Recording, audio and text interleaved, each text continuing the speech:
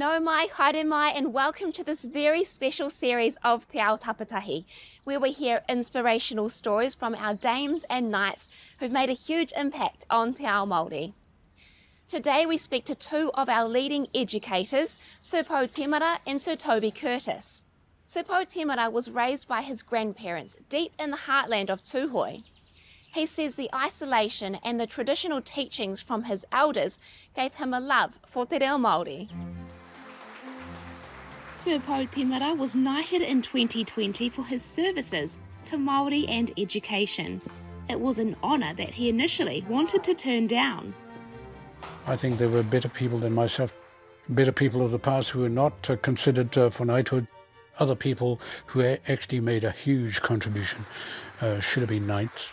And for someone who does things routinely, I'm not too sure whether that deserved a knighthood. I do like my awards for the reo. I think for me that's meaningful over the years. They have pride of place on my walls. I've always been an ardent railed against the system, albeit not in the way that activists might, but I always found myself being critical of the Crown, being critical of certain things that the government may do, and I took license from the fact that as an academic I am the conscience of society and could make those observations. The Professor of Te Reo and Tikanga at Waikato University accepted the knighthood after discovering that Kingitu Heitia was one of the people who supported his nomination. I found myself thinking about Kingitu Heitia. What would he think about that? I felt that I should be going to the king and asking his permission as part of his council of advisors to have a discussion to him about the nomination. My own instinct was that it should be turned down.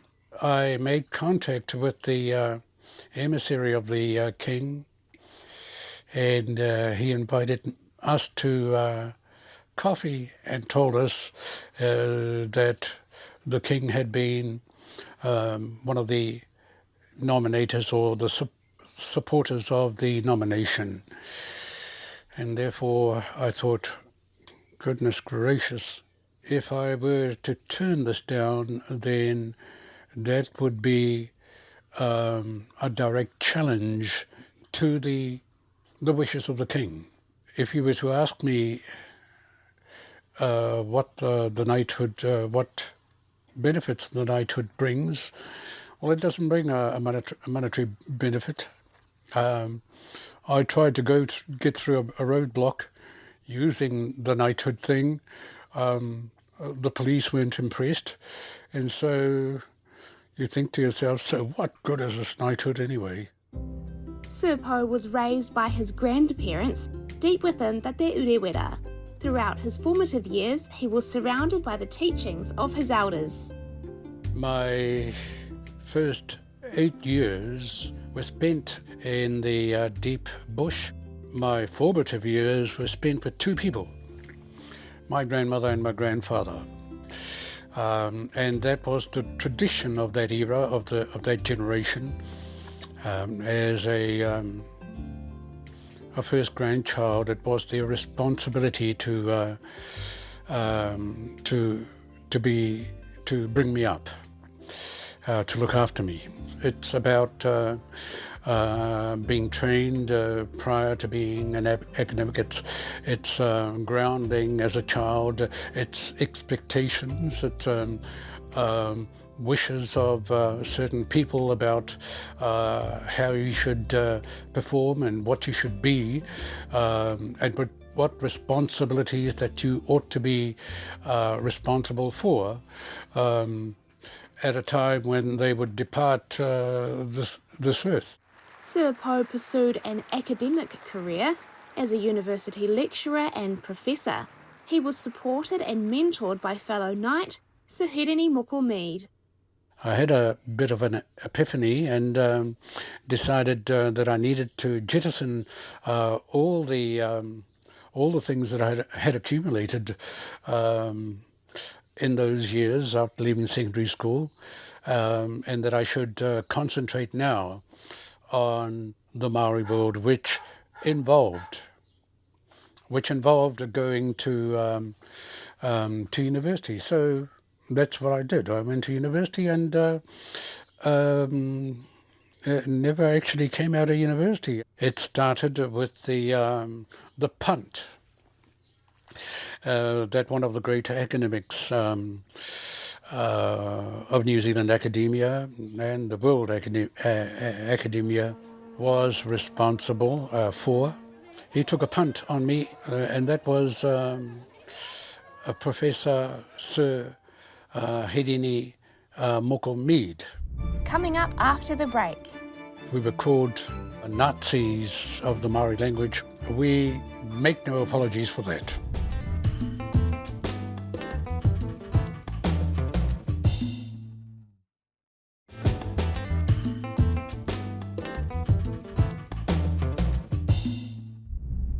Welcome back. Sir Po Temara helped establish an exclusive Māori language academy with fellow Te Reo Māori champions Sir Timothy Karetu and Professor Te Wharehuia Milroy. They were accused of being elitist, but Sir Po makes no apologies for striving for excellence. And it really gives me great satisfaction to see the Māori language and to see who's driving the revival of the Māori language, who are leading the Māori programs in New Zealand. Who are the movers? Who are the shifters? Who are the people who are agitating for the Māori language? And the vast majority have gone through my hands, both from a university level and from Te Panikiretanga o Te Reo Māori, from that institution. And I'm not the only one that influenced them. My colleagues and relations, Dr. Sir Timothy Karetu was one, and the late Professor Wharehuia Milroy was the other one. After a successful career in education, Sir Po Temara focused his time to find and nurture the future leaders of Te Reo Māori. His quest for excellence sometimes attracted some harsh criticism. We were called Nazis of the Māori language. We make no apologies for that. The three of us, led by Timothy Karetu, could see that we weren't at all happy with the way the Māori language was going, and we needed to get together a big group of Māori students, younger people, young mothers and fathers, who could be the people who would recall the language as it ought to be spoken. That became a launching pad that became an elite institution that came in for criticism by others who didn't like the word, to use the word elite. They felt that it was elitism, but for the three of us, we didn't care. Elite in our terms is a good principle, is a good term. It means excellence. It means that we're not going to take rubbish. It means that we're not going to be satisfied with anything less than excellence. Te Panikiretanga o Te Reo Māori had an impressive list of former graduates, such as Scotty and Stacey Morrison and Professor Rangimā Tāmua. It ended in 2019 after more than 15 years. One of the three of us who initiated the program died. The great Wharehuia Milroy died, and that left Timothy Karetu and myself, and we knew that the time was fast approaching when we had to give the program up, because with one link missing, we felt that we couldn't fulfill that commitment. Sir Po Te Mara will always fight for the preservation of te reo Māori, even in everyday situations. Some experiences in my life, and especially at academia, made me be quite vocal in the pronunciation of my name, Po, P-O-U, Po.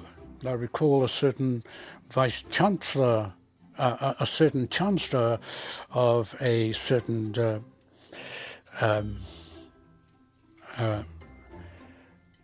university of the country, at a graduation, who announced to the assembled students, graduates and supporters, and I quote, "And now I call upon Pū Te Mera to give the Karakaria Waka Pūmau." Well, that just devastated me, devastated the students who were with me, and we swore that we would never go back again and do that until there was an awareness, there was an apology. And from that time, I demanded that my name be pronounced properly. It is Po, not Poo, not Paw, because these different pronunciations had different meanings. Po is my name. Sir Toby Curtis's devotion to education has taken him from a primary school teacher to a principal, to a vice-chancellor, and now a sir. Throughout his career, his focus has always been to elevate the voice of Māori. So Toby Curtis and what I probably experienced the same sense of, not shock, what's the word? Of surprise, to think when I was asked about being a knight. I thought, this is something that only happens to others, but never to you. Sir Toby Curtis was knighted in 2013 for services to Māori and education. He's still coming to terms with being a sir. It was everyone else, and they were from families that were well known, not just in Taurawa itself or within our district, but they're also well known almost at a national and in some cases international level. And so for me, I couldn't have come from a more humble background. To become a knight was something that never ever crossed one's mind in the past.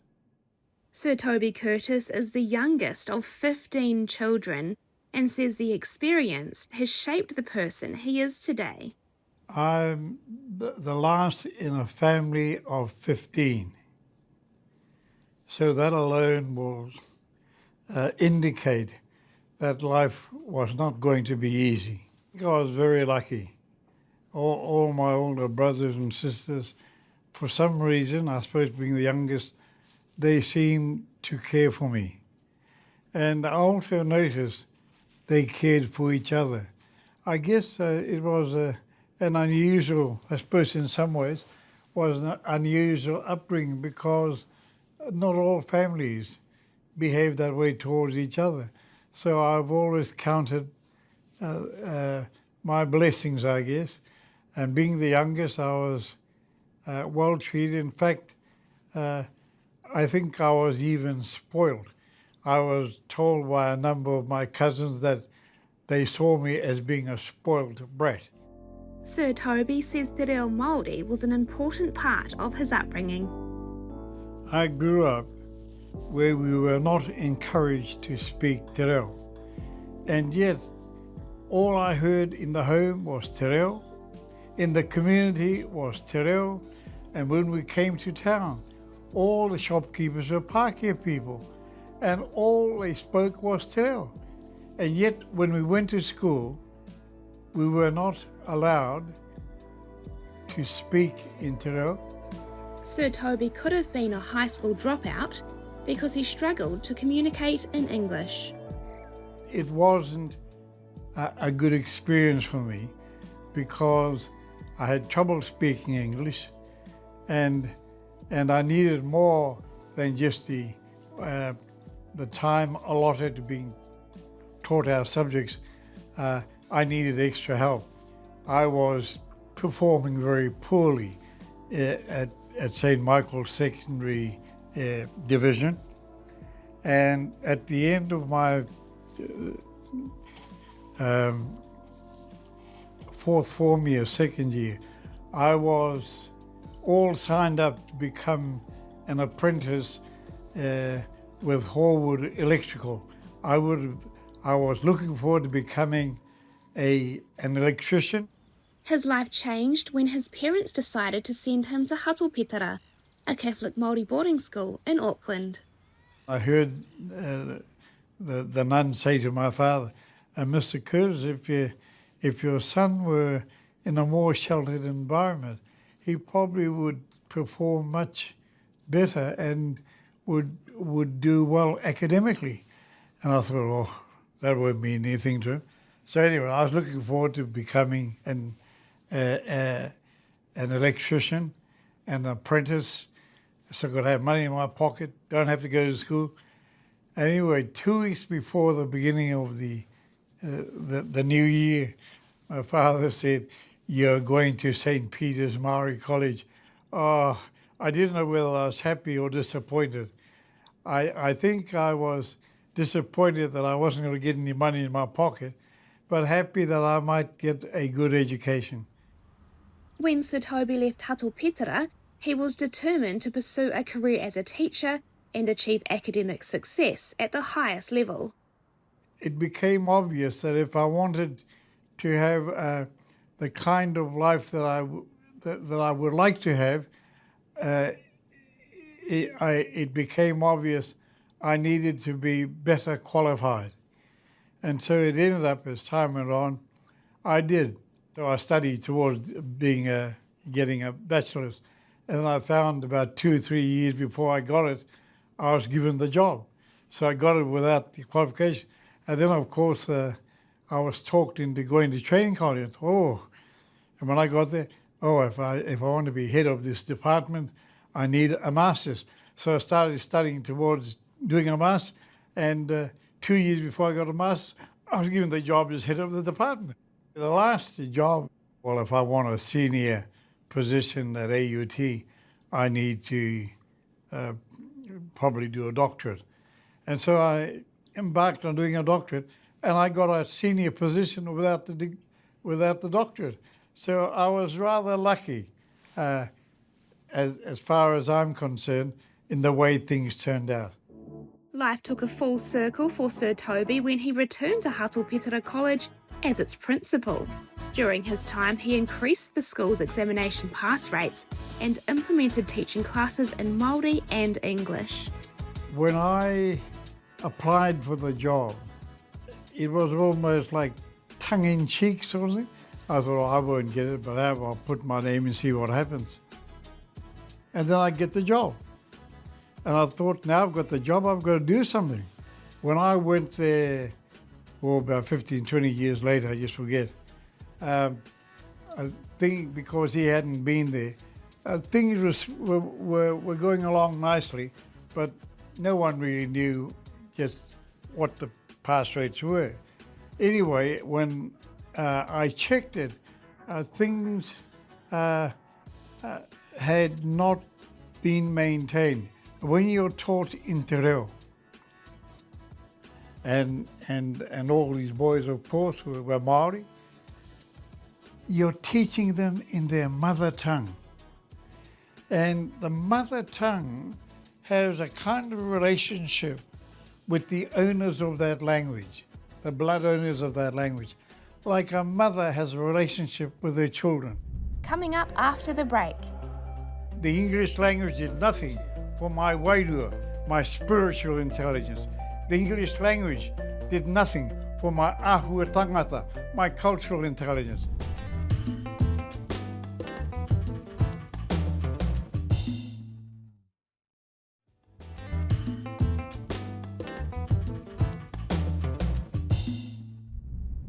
No mai hoki mai. So Toby Curtis's influence has impacted Te Ao Māori in many areas, from the classroom to the airwaves. The former teacher has played a major role in shaping Māori broadcasting. Throughout his academic career, Sir Toby Curtis has received many accolades, including a Fulbright scholarship to the US. But he says growing up in a Pākehā education system deprived him of reaching his full potential. I have about 6 tertiary qualifications and about 5 fellowships and so on. Despite that, I will say I was shortchanged in education by 75%. Only 25% of me was educated. So let me explain what that 25% of me was educated. The English language is a wonderful language. It is a beautiful language, one of the best languages in the world. But it is not my mother tongue. Can you imagine China, Russia, India, Spain, France allowing another language to teach their children? Now, why won't they allow another language to teach their children? But here in this country, we are forced to be taught in a language that's not ours. And that's got to stop. Not because it's racist, but because it is not our mother tongue. What the English language did for me, it was wonderful. It did its best to make my brain grow bigger. What it did, at the end of the day, it developed my cognitive intelligence. Beautiful. But it did nothing for my Ngākau, for my emotional intelligence. The English language did nothing for my wairua, my spiritual intelligence. The English language did nothing for my ahua tangata, my cultural intelligence. Only te reo can do that. So when we're teaching our kids in English and not in their mother tongue, 3 parts of them are not being educated. Sir Toby Curtis also played a major role in forming our Māori broadcasting industry. He chaired one of the first advisory committees, and his advocacy led to the formation of our many iwi radio stations and Māori Television. While sitting at my desk, I get this phone call. I'm ringing you up to let you know that you have been appointed a chair to chair this committee. What chair? What committee? Chair a committee on broadcasting. Oh yeah. What caused that? What was that about? I said, yeah, okay, well, who's all on it? And he read them, and I said, holy damn, man.